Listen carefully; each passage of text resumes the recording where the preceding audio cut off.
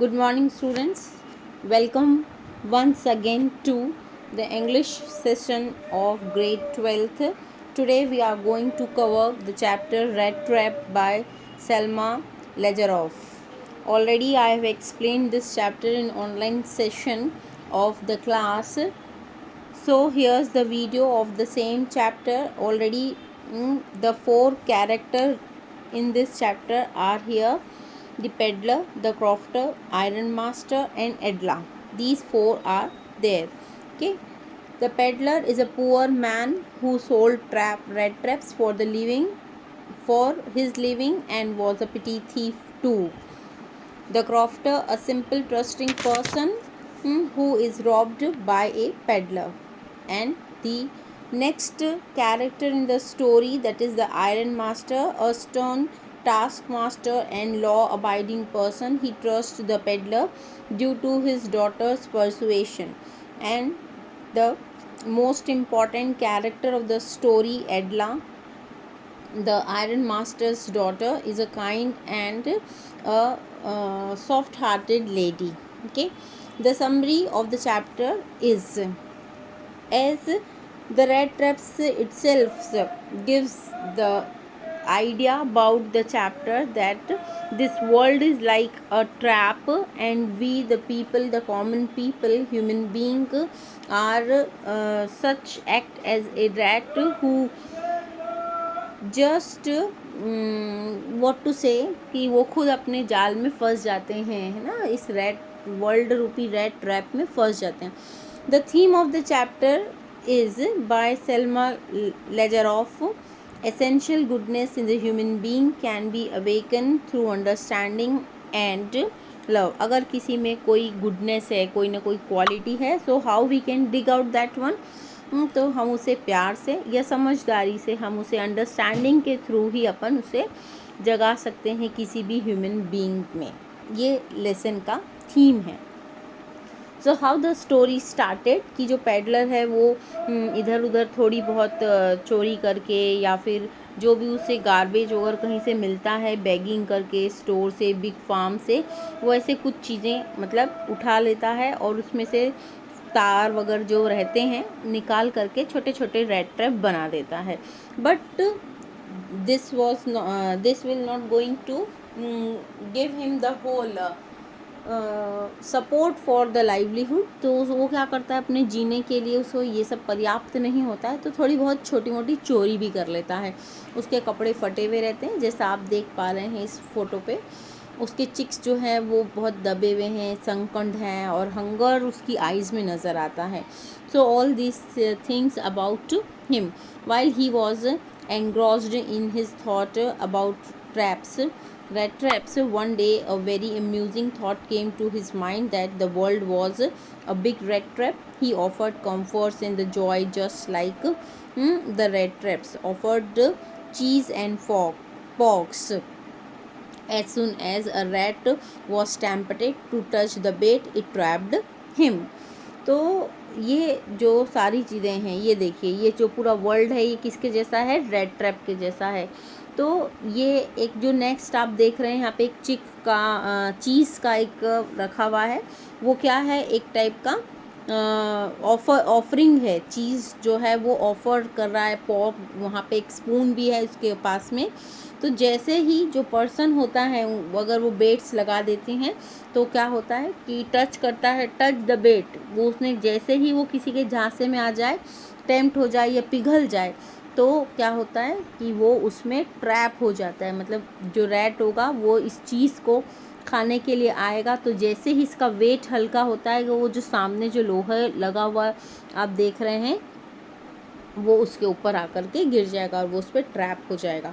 तो जो red trapper है वो भी दुनिया को क्या समझता है कि जो दुनिया है उसमें अलग अलग टाइप के हमारे को क्या रहते हैं कि हम उनको देख के पिघल जाते हैं. किसी को किस चीज़ का रहता है, अलग अलग चीज़ों का similarly the worldly things has not other purpose than act like bait. तो वो भी हमारे लिए एक बेट जैसी हैं। दुनिया में बहुत सारी चीज़ें हैं जिसको देख करके, कोई अमीर होने के लिए, कोई फूड के लिए, कोई शेल्टर के लिए, कोई क्लोथ्स के लिए। So these are different types of baits. As soon as someone reaches them his life comes to an end, और वो उसमें फंस जाता है इन सब के बच्चों में, है ना। ठीक है, अब क्या हुआ, जो क्रॉफ्टर होता है, ये जो पर्सन है जिसके हाथ में एक कैप है, एक हैट है, वो क्रॉफ्टर है।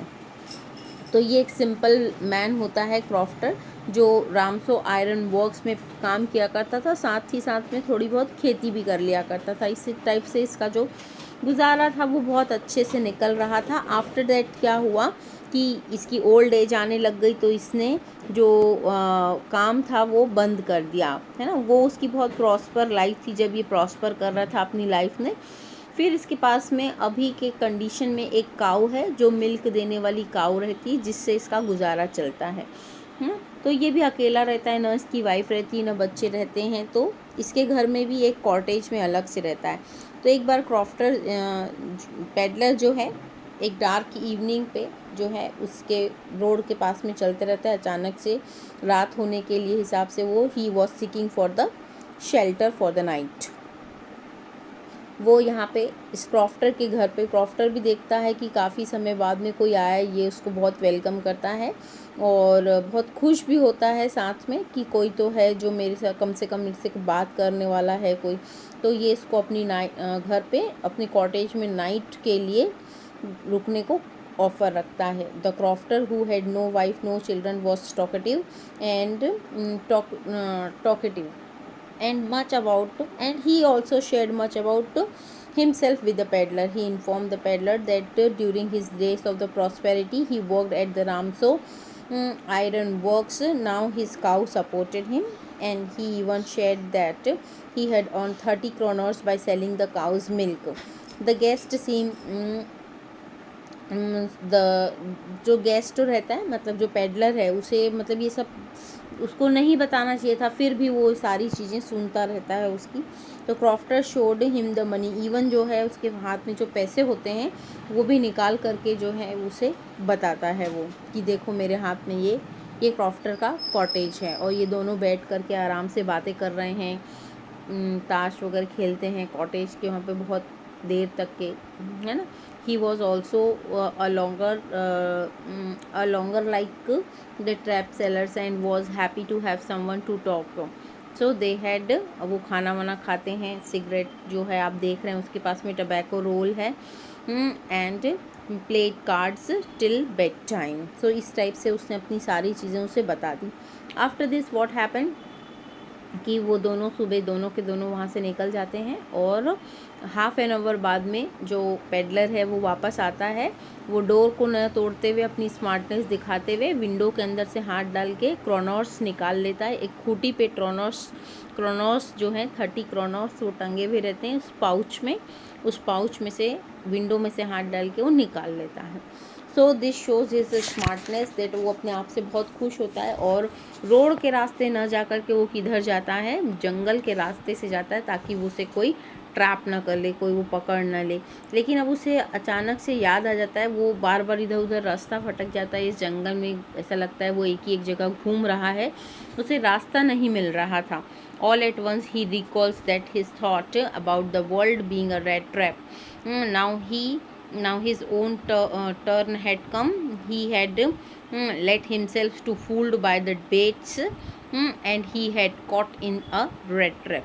The entire forest with its trees, trunks and branches seemed to him like a prison that offered no escape. अब जो है पेडलर जो है वो किससे मिलेगा कि वो एक आयरन मास्टर से मिलने वाला है ना। आयरन मास्टर्स कौन है यहाँ पे, देखिए अब वो क्या होता है, धीरे धीरे लुढ़क करके वो कहाँ चला जाता है। ये प्लेन से आप एक साइड में, जो आपके लेफ़्ट साइड में फ़ोटो है आप उस पर देख रहे हैं कि वो ग्राउंड पे जा कर के नीचे गिर चुका है।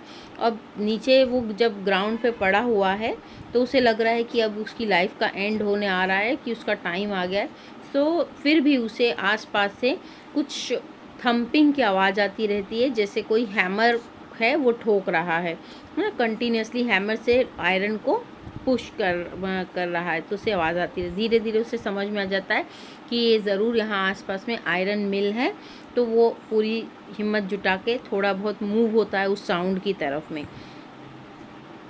ये प्री क्रिसमस टाइम है, ठंडी से वो बहुत ज़्यादा श्रिविंग कर रहा है, और जो मील के पास में जहाँ पर आग जलती रहती वो वहाँ पर जा कर के बैठ जाता है।